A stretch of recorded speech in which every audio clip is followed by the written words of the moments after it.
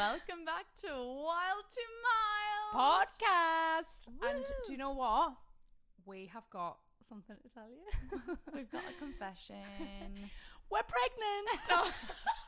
We're engaged. We're engaged. We may as well be bloody engaged at this rate. We do everything together. I know, literally. But anyway, go on. Fill them in. Okay, so do you know the last 7 episodes that were filmed and that we've done? We filmed them in February or March. Yeah. We literally filmed them in 2 days. Yeah. Like, you know what? That was trial and error. So a lot of the things that we're doing at the minute is trial and error. Yeah. And because we did think that it would be really good if we kind of bulked them and then got them all out of the way. But I was PMSing that whole time. Yeah, you were. The whole time. Now you're ovulating now. And I'm ovulating now. Can you And tell? now I'm on my period. Can you tell? Brilliant.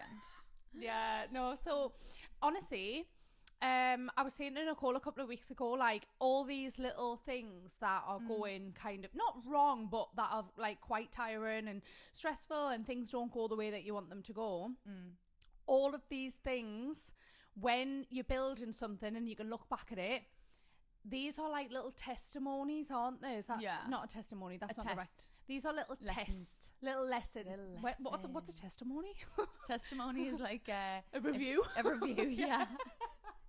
These are tests. Yeah, no, these are like little tests, and then obviously, like when we look back, when we've like built something, yeah, we can be like, what the hell were we doing? Like, because even now, like we look back and we look at that we filmed 7 episodes in 2 days, and we actually filmed 12. Yeah, and a lot of them were just not. We weren't able to couldn't use the sound. Like all these like little things. It was a lot. Yeah, we could look back and we'd be like, oh my god, but look, like we've pulled through, we made it, and that, like, I'm quite proud. Like, do you know what I mean? I can't believe it. And now I just feel like it's so much better to film this in real time, like in the week that we release it, because like we've got so many life updates, and like even when they were going out, I was like, we were talking about fellas who I honestly couldn't put a finger on who the hell we were talking about. I was like, who the fuck is that? Yeah. And I had to sit with myself being like, who is that? Who are we talking about? Who are we talking about? Real time shit. Real time. Okay, we apologise. So let's, we don't have to apologise. What are you apologising for? We apologise for not giving you real time shit. We don't need to apologise for that. Okay. Listen, at the end of the day, that was kind of what we were doing, is we were thinking about, like, because we were thinking about what had been happening throughout previously. Yeah, true. Do you know what I mean? We had a lot of valuable lessons in those episodes. Like, we were talking about generic topics, but I think we kind of want to talk more real time now. So I think they're all great episodes. Oh, fantastic. But they're so funny. I I love them. They were so funny. Yeah, they are so funny. I love those episodes. But we purposely picked topics that we didn't have to be in real time for chatting about. Yeah. And obviously we'll still touch on all those sort of topics anyway. Yeah. But yeah, I'm excited to film this on a weekly basis. I know. And not burn myself out. Yeah. Can't wait. Literally. Yeah, I'm excited. Yeah. That was fun. Probably won't do it again. Yeah, very tired. Do. But yeah, update. All the fellas that I was talking about are not in my life, by the way, just to let you know. Bye. Bye, girl. Bye, girl. Bye, princess. Yeah. Absolute wet wipes. No, but do you know what, though? Sorry, that was mean. I'm in the... Actually, I don't care. Losers. Sorry. I love the little internal conversation she has with herself. That also was mean. Shut up, Nicole. Nah, but I feel like, right, because obviously... when I'm on Hinge, I'm like, oh, it would be really nice to just like date and like basically do life with someone and like experience like the mundane things with a partner. You can't say that people don't want that. It is nice to have 100%. That. Like, even when we're in the house and like, say for instance, like I'll cook the tea, she'll wash the dishes. Yeah. Like, you know, she'll put the washing in the wash machine, I'll take it out and hang it up. Like, it's these like little moments where when you've got a partner is good, but no. Basically are in a relationship. It's just so funny. This is where I'm going to. So I have sat down with myself and I've had a little conversation with myself, right? I don't want a boyfriend. like, I've come to the conclusion that actually I don't want a boyfriend. There was someone had said this on TikTok. It was a viral TikTok, and someone said that a very amazing man is just a basic woman. Oh my God, that is so true. Like, so, like, for instance, so like, true. being emotionally in tune with you, listening to what you're saying, like, you know, helping you navigate, like, certain situations in your life when you're feeling stressed, or giving you, like, the pep talks, or, like, advocating for you and, like, building you up, giving you the affirmations. Women do that naturally. Yeah, that's At so least true. A lot of my friends and the people that I've got around is, like, they do that naturally. Yeah. Do you know what I seen the other day as well, which is similar to that? And I listened to a podcast on it. So, Grace Beverly's podcast, shout out to Grace Beverly. Obviously we both have burnout. I had burnout for years, and she did an episode on burnout there, like, last week or the week previous. And she was saying that in this day and age, women, like, years ago, women were just, like, cooking and cleaning, but in this day and age, there's such a culture for, like, grafting and being successful. But the cooking and cleaning side is still there. So as a woman, you are taking on a man's role and a woman's role all in one, and that's why women are getting so burnt out now. It's because you're doing everything, the 9 to 5 or the fucking 9 to 1 a.m. at night, like fucking I like used to you, do. yeah. And then you're cooking and you're cleaning and you're doing everything, and that is why everyone's getting so burnt out. Yeah, but I think what it is it's not necessarily a man's job to go to work. But that used to be. But that's what it used to be, exactly. What it is it's like, I think, like, people want these old traditional values of, like, you know, women kind of doing all of these things in the house and making the household pretty and nice and stuff like that, and then, like, men come home and just put their feet up because they've been grafting all day. There's still this there's still that ideology underlining. There's still that, like, conditioning kind of underlining. So now, obviously, like, women don't have to marry to get a bank account, right? So women are going out and doing their own thing. So, like, it is honestly, like, it's just it is a wild topic when you get into it. It really it's a deep topic. It is a deep topic, and I just feel we like could do a bloody whole 3 episodes on this topic. Could do the whole, swear to God, I could do the whole series on it. Yeah, I know. I know it is such a deep topic. I know, but it makes sense though. It makes sense though, because, like, you know, equally, I feel like sometimes there's just not a lot of help. When it's very hard to live on your own. Like, I have, especially being a neurodivergent, like, I've got ADHD diagnosed, and then I've been told that I need to go and get an autism test as well. Like, fucking hell. But, like, it is really difficult to live on your own. It is, like, it is. You know, coming home, like, when, for instance, like, if we, like I was saying before, like, you do the cleaning, I'll cook. Like, because I hate the chores. Cooking. Yeah, the chores are split. Yeah. And it's, like, so much easier. Anyways, going back, that's why I don't want a man, because I don't need one. Yeah. Yeah, no, it's so true. We literally do everything together. Yeah. And I think even, like, okay, guys, we've come into this new routine, which is hilarious for me because I've never done anything like this before. We are getting up at 6 a.m. Every morning and going to bed, like, going into bed at about 9:30-ish, 9, and we're going for a walk in the morning, and I feel so good. Now, yesterday, wanted to absolutely curl up on the couch all day because I didn't get to sleep until, like, 11 or something. Yeah. But this new routine is so good doing it with someone else. I would never do it by myself. But this is the thing, and it's holding you accountable as well, because, like, say, for instance, like, if I'm like, oh, I can't be bothered. Like, listen, you're always going to listen to your body anyways if you really can't. Like, today, we were going to go on a walk this morning, but obviously, you know, I'm 30 and my feet had been really swollen, so I was just like, no, I'd been walking, I'd literally done so many steps. So we climbed the O2 basically. Yeah, we climbed the O2. Lads, when I'm telling you that I wanted to curl up on the couch all day, I ended up climbing the fucking O2 building. Like, what the hell? And this is the thing, like, so obviously, like, you listen, like, you have to listen to your body when it tells you, listen, slow down.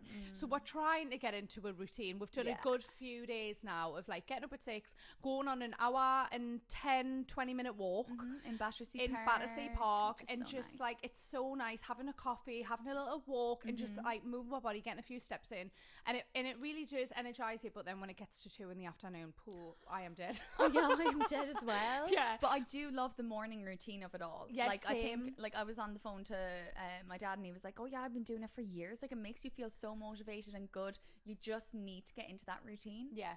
So that's where we are right now, is we're living together because Bethan's come down to London. I was up in Newcastle filming the last few episodes. Yep. So we are basically, doing everything together, as we always bloody well do. Yeah, we do. But I love that. Like, we do the shopping together. Yeah, like, so much easier. I need to body double as well. Like, body double. Like you, for my brain. Yeah. But basically, if anyone doesn't know what body doubling is, it is a tool that people who have got ADHD really benefit from. So if you Google body doubling, what it is, it's basically where even being in the same room as someone else can spark off more motivation for someone who has ADHD. Yeah. And we benefit so much from that living together, like literally, because the minute, say for example, like if I'm like working and I'm doing this, you bounce off my work, and the same with you. Like, if you're doing your emails, I'll get my laptop out and I'll start doing mine. Yeah. And I'm not an email girl, please. But it's easier together. Yeah, because then you're doing it together. So if you've got ADHD, that's just a little nugget, little tip there for you, because that is the sweet spot. Chef's kiss. It's chef's 100%. kiss. Even if you don't have anyone to live with, even just FaceTiming someone whilst you're doing things, that's really good. So dating, go on. Right now, I never told this story because this just popped into my head, by the way, because I was looking at just a point that I wanted to make on dating. So basically, this happened, I was dating this guy, right? And this is after the last few episodes had aired. I was dating this guy who I went on a date with last year, and then I sacked him because he was a bit bizarre on the first date, asking me to go back to his, and I was like, are you actually well in the head? Like, really, really strange. And then, do you know what I hate is I felt like I had to come up with some excuse and be instead of just being like, no. So I was like, I need to go home and feed my cat. And he was like, well, let's get an Uber all the way back to yours, and then you can get an Uber back to mine. I was like, are you actually serious? Like, take no for an answer. Anyway, this is wild. So myself and my friend were out for drinks maybe 2-3 months ago. Well, we had met him actually in a bar in... I don't know who we're talking about. Sorry, guys. You do the stalker. Sorry, that's mean. He's technically not really a stalker, but maybe he is after this story. So basically, remember we met him? Oh, and I had sacked him off the year previous, and he wanted to maybe it was like 8 months ago, whatever. Right, yeah. So he wanted to meet up again. So I was like, you know what? He was looking well. Maybe I'll just give him one more chance. I'll just go for a drink. Guys, trust your fucking gut. Never give him one more chance, okay? So we end up going for a drink, whatever. That was grand. I actually came to the date quite drunk because I had an event beforehand, so don't know what my body was trying to tell me there. But anyway, great date. Well, no, not great date. It was bloody well average. Then I went out the following Saturday, like a few days pre or after, and met him for a drink because he lives in the same building as one of my best friends. So he was up on the rooftop. We were having a drink. He said some really inappropriate thing with my friend there. I remember who we're talking about now. Yeah. Oh! Yeah. Okay. Yes, he did. So what did he say again? He was like something about his dick, like, and I was he had just met my friend, and I was like, that is so weird. At 32 years of age, like, get a grip. Social cues. Listen, cues. I know, but I can say some appropriate shit sometimes, and I'm like, oh my god, what's wrong? No, but he kept doing it though, and I was like, come on, like, anyway. So he asked where we were going. I was like, oh, we're going to this bar. He was like, oh, I'm going to the town next door, and we're going to go for a few drinks, myself and the lads. I was like, grand. So anyway, myself and my friend are in this bar. He texts me being like, hey, you still there? And I was like, yeah. And then he was like, is it busy? He texts me being like, hey, you still there? Is it busy? And I never text back because I was like, I'm having fun with my friend. He texts me again being like, mind if I join for one? I never text back. Text me again being like, hey, I'm here. Where are you? I'd never text this guy back now, okay? So there was like 4 messages. Then he tried to call me. So myself and my friend he said that his friend was ill and had to leave, but I found out the next day that he came alone. Hon, you weren't invited, firstly. Don't follow me somewhere. Yeah. Like, really fucking creepy, in my opinion. And, like, he's a nice guy in terms of, like, actual human being. He seems quite nice, but, like... But that made you feel a bit uncomfortable. So uncomfortable. Like, I left the bar. I was like, I don't want to see him now. And then, because I was actually going to see him maybe the day after for a drink or something. But then I was like, actually, never again. So since then, I have not been on any dates. I'm a little bit traumatized. I feel like you have to vet these men, find them on bloody company's house, find their address, find out what they've done for a living the past 20, 30 years. Like, you need to vet these people. Yeah. I didn't vet him properly, unfortunately. But I feel like maybe it's one of them things that maybe just social cues were missed. Do you know what I mean? Because, like, for example... that's not for me, though. Right. I don't deal well with men who can't pick up on social. That makes me feel so uncomfortable. Yeah. Like, I'm an empath. I feel other people's emotions. My friend was so uncomfortable. I felt sick. Yeah. Right. So I was like, that's not for me. Yeah. I think you've got very good social cues. You said that you don't, but you do. Because sometimes I don't. No, you do. I honestly would not be able to be around you if you didn't. Right. Sometimes I feel like I'm like, I don't know whether that's because I've got a bit of what's it called, rejection sensitivity from ADHD. Like, I'm so hyper vigilant with people's like facial expressions, body language. Yeah. Sometimes that tone and it can really throw us off. That's why I've got really bad social anxiety now. Yeah. Like, and I never ever had it, which is so bizarre. But yeah, like, I done oh my god, listen to this. This is just I done a live for Charlotte Crosby for Pepper Girls Club a few weeks ago, like maybe a week or two ago. So obviously I don't really do a lot of lives anymore, but I have done lives in the past. Like, I've been on live on TikTok and stuff like that. Anyways, so for some reason I got changed in like one of the outfits, and I was like on the live, and there was like a few people sat there like doing the monitoring of like the chat, and like if anyone asks questions, because if the host can't see it, then they'll shout the questions out. And this really big rush of anxiety rushed over us, right? And all I could hear was my heart beating. Oh, and no. I could feel it pumping through my chest. And like all I could think about is everyone on this live and in front of me in this room is going to see us have a panic attack. And I was in my head so bad. Like, brings it on more then. Yeah, exactly. And I was just like, oh my god. And I don't know if anyone noticed. I mean, I don't know if you watched the live. I don't know if you noticed, but like I was literally like, oh, can I get a drink of water? Is that all right? They were like, yeah, that's fine. And I was literally out of shot of the live for like literally 2 seconds, and I was like drinking the water, and I could feel my hand shaking.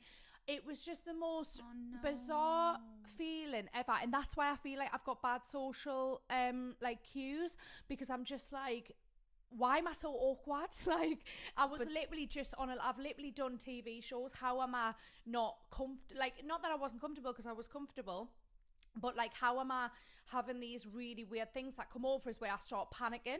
Like, I hate lives as well, though, and I would get panicky as well. I don't know what it is. Is it because it's happening in real time and you feel like you've got no control over anything? Maybe. Like, for me, that's what it is. But I've been in TV. That's always been the case. Like, yeah, you know, that's also true. But then maybe that's what spurred this on, because I'm so like, because of things being portrayed in a certain way, that maybe isn't the full extent of the story. So then maybe my brain is like, I don't know. I really don't know. But like, sometimes I do feel like sometimes I can ramble on a bit, like, especially when maybe it is just the pressure of being in real time. And like, for instance, when we done a White Fox event a couple of weeks ago as well, and we done these like little interviews, you know, before we went in. They were like, oh, talk about your outfit, and like, I'm really not good with on the spot questions. You're not good on the spot. Like, even when we were looking back at podcast episodes that we filmed, and we were going through them, and like, I was like, I asked you a question, you were like, I'm not good with on the spot questions. You're like, I can't think on the spot, and that's so fair. Yeah, I've got really, really bad memory. Like, I've got really bad like memory recall, and I don't know why that is, but I do feel like, I don't know, I feel a bit awkward, but then at the same time, I just feel like I'm just changing so much. Yeah, but I think we all are. Like, do you know, something that kind of relates to that, and like people changing. So we asked people to ask questions on our Instagram this morning. Yeah. And someone asked, now I can't be on my phone because it like connects to my podcast equipment for some weird reason. Yeah. But the general consensus of the question was about friendship breakups and someone breaking up with a friend. Oh, has my laptop just gone off? No. Someone breaking up with a friend and basically just trying to navigate that. Yeah. And we both, now I feel like people have been waiting for me to comment on different things with a certain friendship breakup that has happened. I'm not going to delve deep into anything because I don't want to right now. Maybe when I'm ready to speak about it in the future. It was really hurtful thing. I think friendship breakups are very painful, if not more painful. Well, maybe not to some people, but sometimes can be more painful than actual relationship breakups. 110%. And they're very awkward to navigate as well, because at the end of the day, like, people just have different opinions. Yeah. And like different values, different opinions, and sometimes people just grow apart. And I think that that's essentially what happens when you grow, when you get older and you've got different life paths. Sometimes you grow apart. Yeah, I think like the whole situation for me, if you know about you would just, I think I was so hurt, and it took years to pull yourself and out I of actually it. feel like if I'm to go like even think about it, it still upsets me. And I think you can't, it's like time is a healer. Like there is like friendship breakups are so difficult, and like with the relationships and situationships that I've had, I'll only be sad for like a few months, but with this it was a long time.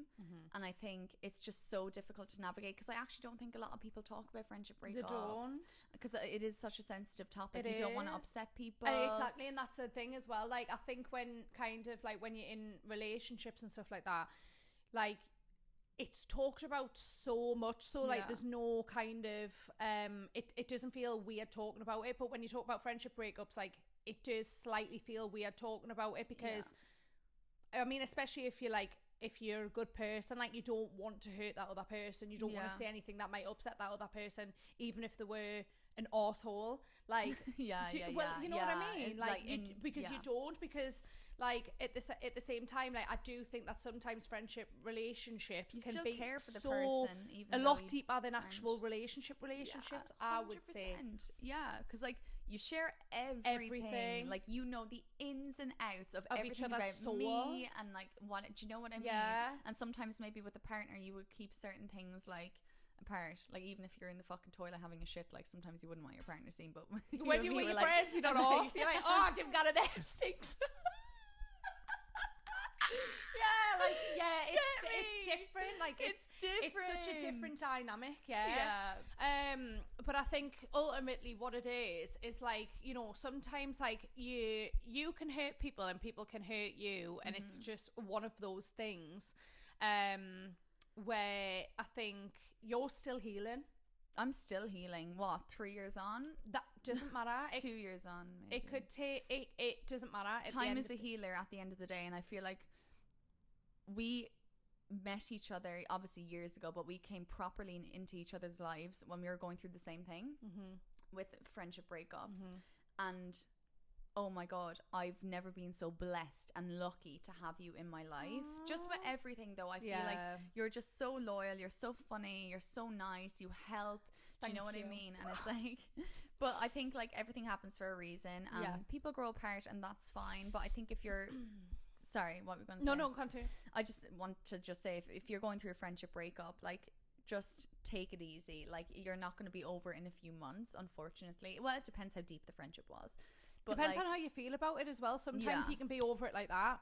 I've had friendships where like I fell out with friends, and like they've done things to us and like said awful things and made me feel like a really terrible person, and I've just been like, I'm in the mindset now where I've had that much like experience of just like, you know, falling out with people and things, where I'm just like, you know what, I find it easier to be like, right, I'm not putting myself through this heartache and this pain anymore. No. If you want to behave like that, you behave like that. If you think that of me, you think that of me. I'm in the stage of my life now where I'm like, my peace is more important than 100%. keeping people around us who don't want to be around us. If Yeah. you don't want to be around us, that's fine. Bye. Speak up. See you later. That is fine. Yeah. No hate. Literally cared about people a lot. Love you a lot. But we're just not meant to be in each other's lives Yeah. anymore. And I think, like, for us, sometimes we find it hard, like, when we want, like, certain situations to be a certain way. That's what can cause a lot of resistance internally of like oh, like that, like, kind of like pulling resistance. Yeah. But pulling resistance, does that make sense? Don't know. You know what Couldn't tell you, but don't I know what you mean. Yeah, like, but when you just kind of like surrender to the reality of what is, life gets a lot fucking easier. It does. When you surrender and you go, you know what, that happened. Can't change it. Yeah. You don't seem that apologetic about it. It is what it is. It is what it is. Yeah, actually, that is so true. Like, just surrender to it. Just, like, don't fight it. Just be like, it is what it is, lads. There's 8 billion people in the world.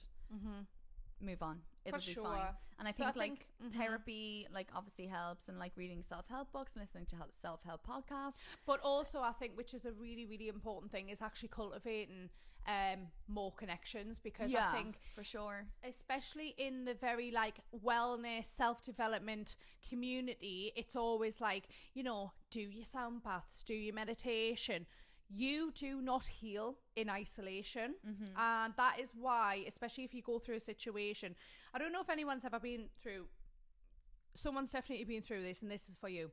So if you've been through a situation where you've had a group of friends that have isolated you, right? Isolation is the worst thing. It is the worst thing, genuinely, as like a social it's like a social like byproduct of a situation. For you to isolate yourself is very, very dangerous for your mental health. So cultivating a community of people that truly, truly support you and truly see who you are, or, you know, wanting to help you, that's where you're actually going to find a lot of healing. Yeah. Not in the self-help books or the yoga or the meditation or the breath work. Did heal me a lot, though. What, like doing the self-help thing. Oh, yeah. Like, you need to do both. They're tools. Yeah. Meditation, sound healing, yoga, somatic healing, all of these things are tools. The thing that's really going to help you is cultivating real connections. 100%. You need people around you. Yeah. You can't be locked in your room by yourself. Like, you need to go out and make friends. Like, we want to join a run club. Yeah. Like, we can't run for shit. But I did find one on TikTok for people who can't run, and it's like a social thing. Maybe we'll join a book club, we were saying as well. I've read 2 books in my life, one of which was Cheryl Cole's autobiography. Like, I don't read, but I'm like, I want to meet like-minded people. Yeah. Not necessarily with the reading, but people who are just really nice. Do you know what I mean? Yeah, for sure. I mean, I definitely think that getting hobbies and things and finding what your hobbies are, and then like you'll meet people who have got the same hobbies, if that makes sense. Yeah, find out what the hobbies are. It's good. Yeah, 100%. Yeah. So obviously for me, my hobby is watching TV and watching movies. I love it. I love watching Marvel movies and stuff. Yeah. But I want some active hobbies.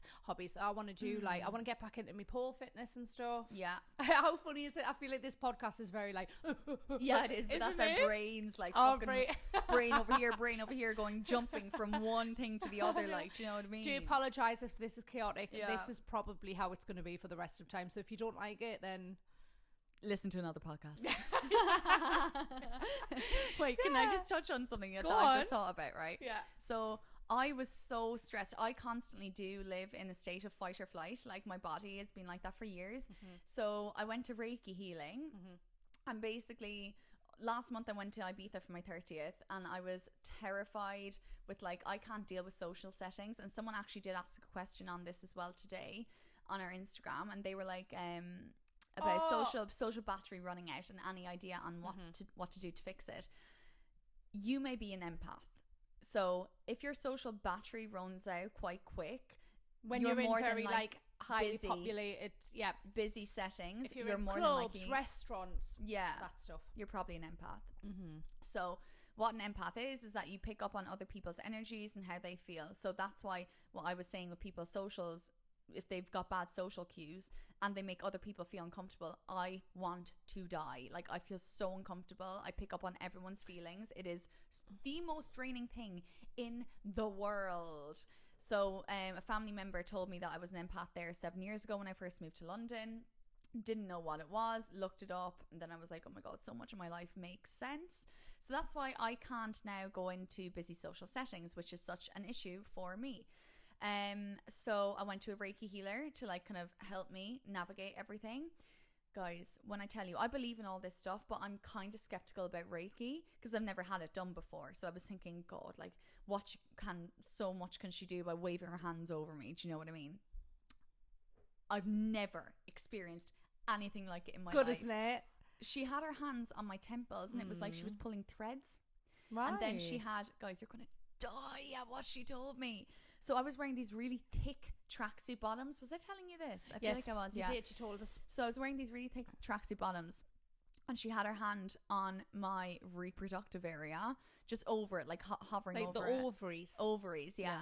Yeah, not the vagina, because that would be a molestation. We needed to clarify. We needed to clarify that, yeah. Yeah, not the vagina, but the ovary area. And then she put her hands then on my legs straight after. They were like hot water bottles. Like, they were roasting hot. And then afterwards, she was like, you've got so much negative energy around your reproductive area. Oh, so right. basically, and she was saying it's about the men that I've gotten with and used to date. Isn't that insane? And I got up off the bed, and when I tell you, it was like I had 10 spa days in 1 hour. Like, I've never felt so lifted. And my friend went to her a month previous, and she had to get a taxi home because she was so grounded she couldn't lift her legs off the floor. Yeah, Eva. Yeah. Oh my god. She had to get a taxi home because she couldn't lift her legs off the floor. Isn't that insane? That and I felt kind of the same, and I went out and I've never felt so calm. Do us a favour. Give me 14 of them right now. Yeah, you need to go see her. She's only down the road. Yeah, gorgeous. I will.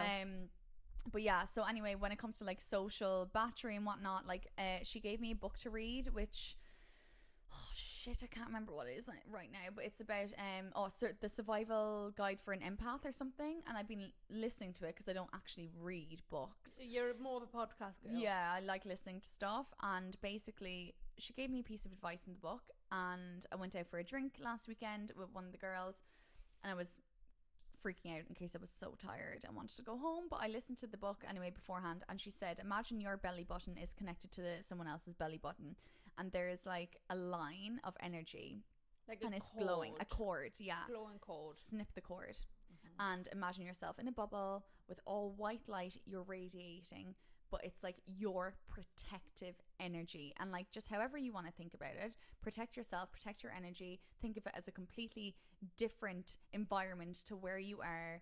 I really hope that is the name of the book because it was so good. Look up Empath books, and it's like orange and white cover. Okay.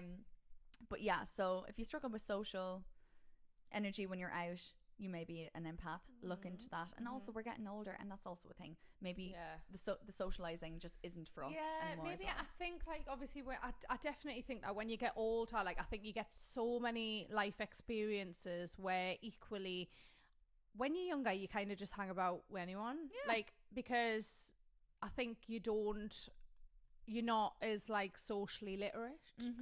And then when you start to hang out with people and then you start getting fucked over and you start experiencing a lot of like hurt and pain, you start to be a bit more protective of your energy, don't you? And you're just like, do I need to be there? Do I need to do this? No, probably don't, so I'm not going to do it. And I think maybe that also comes from a little bit of a fear of like being hurt again though. Yeah. Do you know what I mean? Potentially. Just try and protect yourself. Brain. Like you're just trying to protect yourself really. But yeah, I think, God, so yeah, being social is just fucking draining, isn't it? We don't like anyone, thank you. We don't like being around anyone apart from each other. Thank you. Just stay together for the rest of our days. I know, literally. Me and Ralph, the cat. I know, literally.